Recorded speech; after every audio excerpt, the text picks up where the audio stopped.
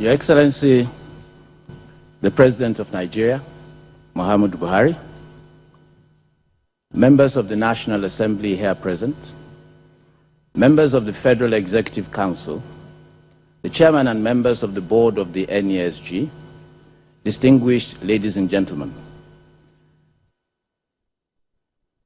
The Nigerian economy and its state. Well, the MC says, I know. I'm not sure where he gets his information from, but what I can do is help us understand what the numbers say, what the trends are like. But to do that, I crave Your Excellency's indulgence to tie this around the theme of the summit made in Nigeria.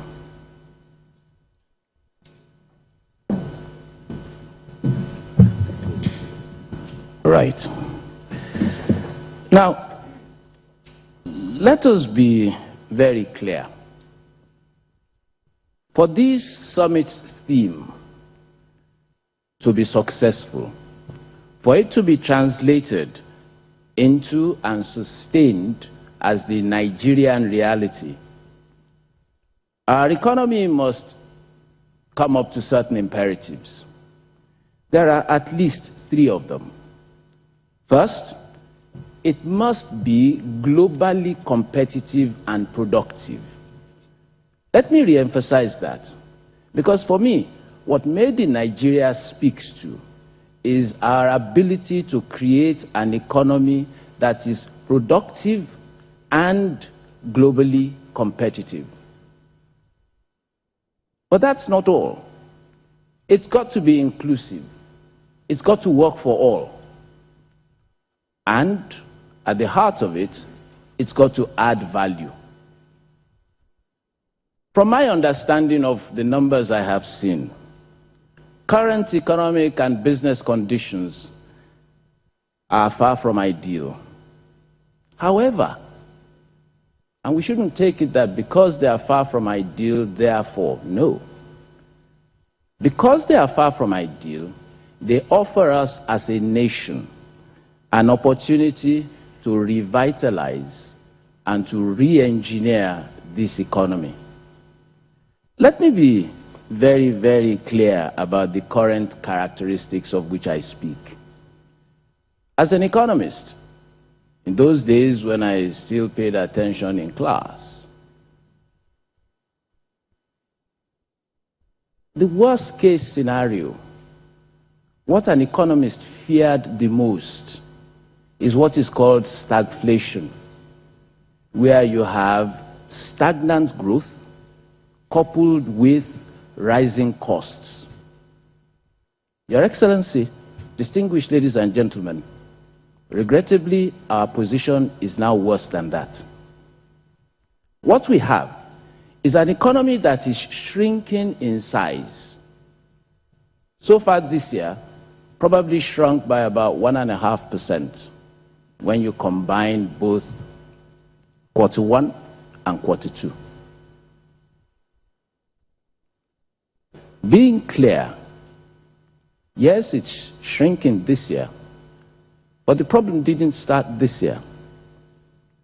2013, since then, the rate of growth of this economy has slowed, and now it is contracting. What else?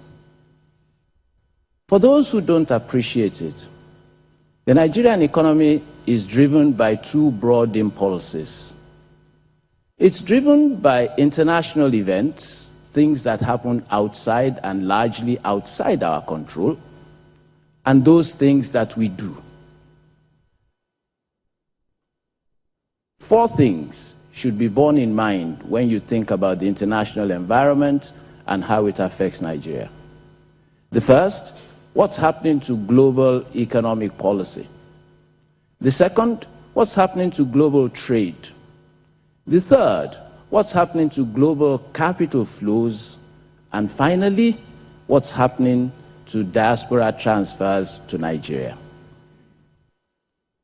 Of these 4, only one remains favorable. The outlook, the current conditions and the outlook for the other three have worsened and likely to remain unfavorable for Nigeria, perhaps in the lifetime of this administration. Now, I say that with all sense of responsibility because it is intended to ginger us to the nature of the challenge that we face and that we must overcome. Let me quickly deal with these four issues. Annually, Nigeria takes somewhere between $20 and $23 billion of diaspora transfers. That's holding. Capital flows.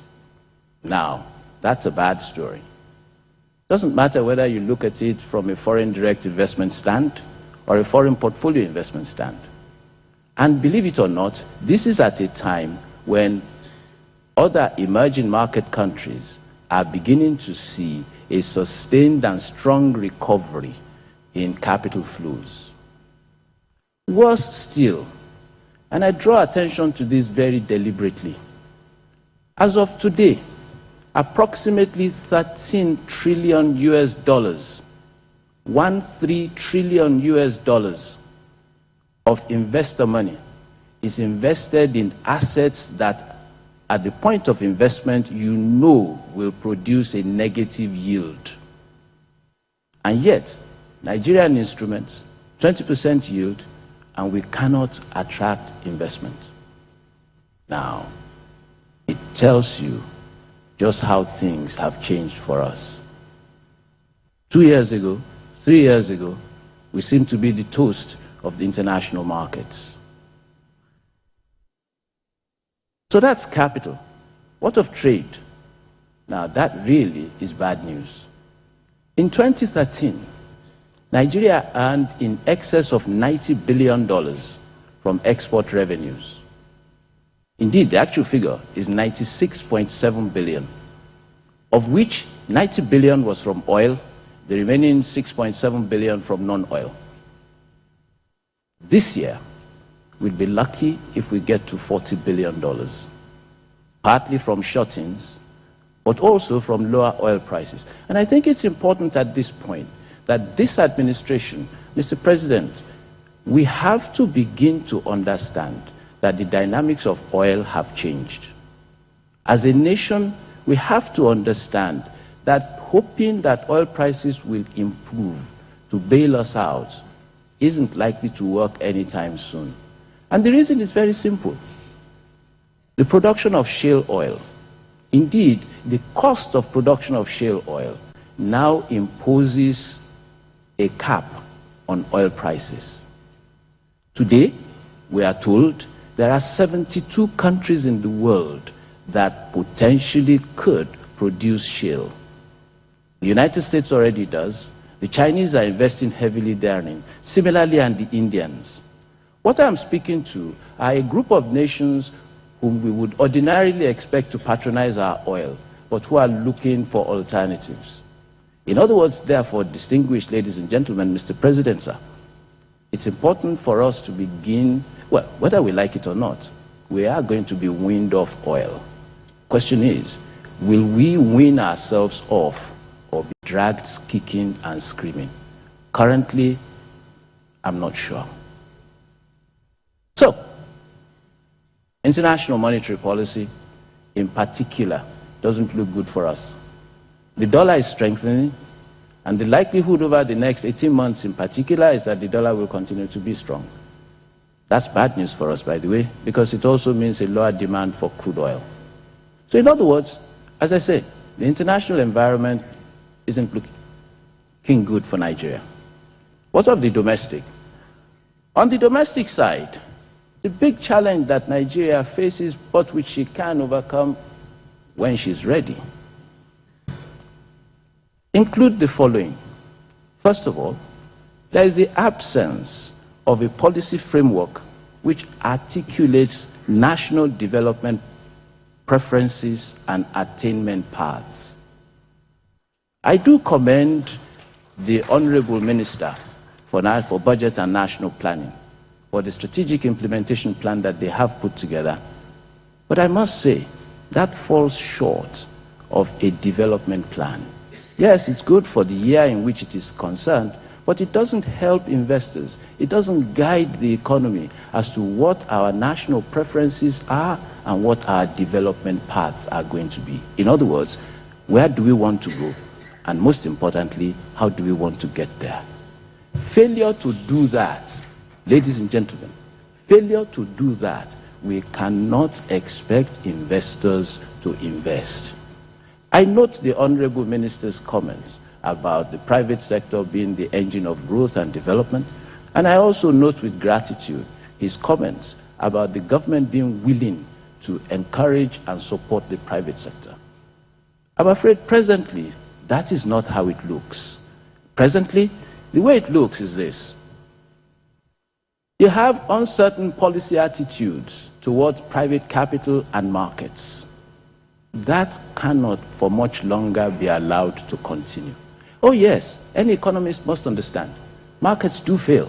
But that is where the regulatory capacity of the government to intervene when markets are likely to fail and to correct for such failure. The fact that markets can fail is no reason to suggest that the allocative efficiency that markets and transparencies that markets bring must be turned overboard in return for a system that is less transparent and certainly not allocatively very efficient. Added to all of this, we're seeing low productivity. The environment remains uncompetitive and ease of doing business not making significant progress. It remains very shocking to me that Nigeria today, out of 144 countries, still ranks around 125, 126 in global competitiveness. I know there's a National Competitiveness Council, but I struggle to understand what targets have been set for it as far as Nigeria moving up these ranking indices are concerned. It's important also to draw attention to our continued dependence on oil for revenue and FX. Oh yes, a lot is said about the need for diversification. But let me put that in context, ladies and gentlemen. Today, Nigeria has 46 economic sectors. So, earlier, before 2010, we had 33. That suggests a decent level of diversification. Where we remain undiversified are in two levels. First, oil, and it's accounting for more than 70% of public sector revenue and more than 90% of foreign currency earnings for Nigeria. That's a problem. A second problem is that when you look at the structure of our output, 4 sectors account for more than 70% of our total activity. In other words, it's not about diversification. It's about reducing the level of concentration. Because once you take out agric, once you take out oil and gas, once you take out ICT, once you take out real estate, and you take out trade, that's pretty much the Nigerian economy done. That can't be good enough. So, if these are the current conditions, what then? I think it would be very uncharitable for us in the private sector not to understand